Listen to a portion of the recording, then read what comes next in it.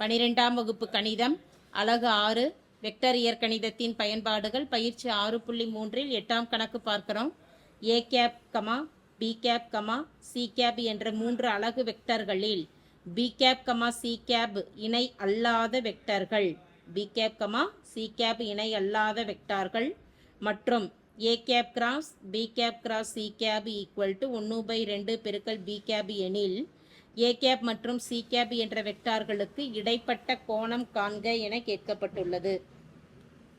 வினாவில் கொடுக்கப்பட்டிருக்கக்கூடிய நிபந்தனையானது A cap cross B cap cross C cap என்பது 1/2 பெருக்கல் பி வெக்டார் என கொடுக்கப்பட்டுள்ளது. பி மற்றும் சி என்பன இணை அல்லாத வெக்டார்களாக அமையும். இந்த 3 வெக்டார்களின் வெக்டார் பெருக்கத்தை எப்படி பெருக்கலாம்னா, ஏ வெக்டார் அதாவது முதல் மதிப்பு பிராக்கெட்டுக்கு வெளியில் இருக்கக்கூடியதை எடுத்துட்டு தொலைவில் இருக்கிறதோட புள்ளி பெருக்கம் செய்யணும். அப்படி புள்ளி பெருக்கம் செய்யும் பொழுது மதிப்பு ஏ கேப் டாட் சி கேப் பெருக்கல் பி கேப், இடையில மைனஸ் குறி.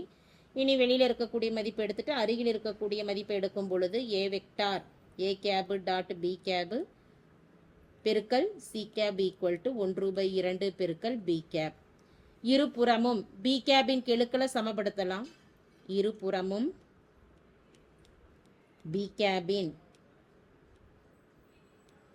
கெழுக்களை சமப்படுத்த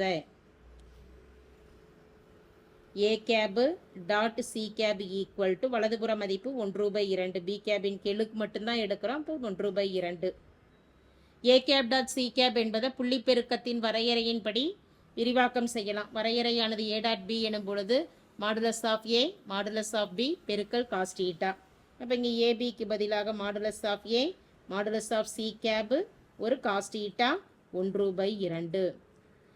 ஏ vector B vector C vector அதாவது A cap B cap C cap ஆகிய 3 வெக்டார்களும் அலகு வெக்டார்கள் என கொடுக்கப்பட்டுள்ளது. அப்போ மாடுலஸ் ஆஃப் ஏ கேபின் மதிப்பு 1 மாடுலஸ் ஆஃப் சி கேபின் மதிப்பு 1 பெருக்கல் காஸ் தீட்டா ஈக்குவல் டு 1/2. 1ஆல் பெருக்கும் பொழுது மதிப்பு cos theta equal to 1/2. Cos theta equal to காசின் எந்த மதிப்பு நமக்கு 1/2 அப்படின்னு பார்த்துட்டோம்னா காஸ் 60 டிகிரியின் மதிப்பு 1/2 ஆகும். 60 டிகிரி எனும் பொழுது காஸ் π/3ன்னு குறிப்பிடலாம். இருபுறமும் காஸ் காஸ் கேன்சல் ஆக போக தீட்டாவின் மதிப்பானது π/3. தேர்ஃபோர் 2 வெக்டார்களுக்கு கோணம் தான் கணக்கிட சொல்லி கேட்கப்பட்டுள்ளது. ஏ வெக்டார் மற்றும் ஏ கேப் மற்றும் சி கேப்புக்கு இடைப்பட்ட கோணம். தேர்ஃபோர் தீட்டாவின் மதிப்பானது π/3 ஆகும். Thank you.